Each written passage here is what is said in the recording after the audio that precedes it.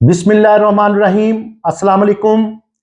एक तलख हकीकत आपको बताता हूं कि मकान बनाने वाले मिस्त्री मजदूर अनपढ़, कार मोटर बाइक ठीक करने वाले मैकेनिक अनपढ़, घर में बिजली की वायरिंग करवानी हो या फिर एक स्विच तक लगवाना हो तो अनपढ़ से लगवाते हैं।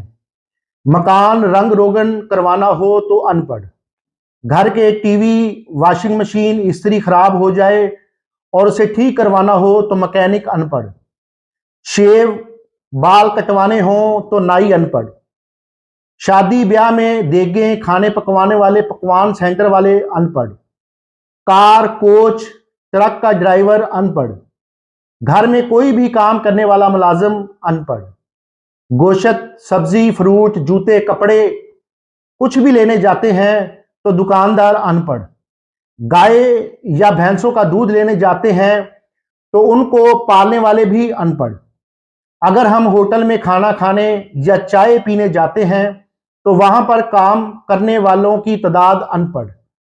लिखी हुई लिस्ट में अक्सरियत उन्हीं की तादाद है जिन्होंने कभी स्कूल का मुंह भी नहीं देखा। तो इस मुल्क के निजाम का बेड़ा गर्क अनपढ़ ने नहीं किया बल्कि तालीम याफ्ता ने किया है। हम बचपन से लिखते और पढ़ते आ रहे हैं कि मुल्क की तरक्की के लिए तालीम बहुत जरूरी है। आज गली गली स्कूल और कॉलेज खुले हुए हैं लेकिन मुल्क का निजाम 40 साल पहले से भी बहुत बदतर है। आखिर क्यों? आज करप्शन कौन कर रहा है? आखिर हमारा निजाम तालीम पढ़े लिखे और अनपढ़ का फर्क पैदा क्यों ना कर सका?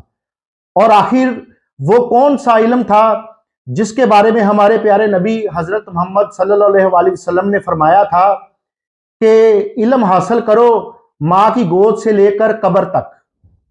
अनपढ़ जिनका जिक्र मैं पहले कर चुका हूं आपको जलील कभी नहीं करेगा, लेकिन अगर आप बैंक थाना ऑफिस कचहरी कहीं भी चले जाएं तो ये डिग्री वाले आपको बहुत जलील करते हैं। बहुत माजरत के साथ फैसला आपने करना है कि शोबा जिंदगी का हर काम अनपढ़ कर रहे हैं, ये सिस्टम चला रहे हैं। तो तालीमी अदारों और डिग्री ने क्या किया?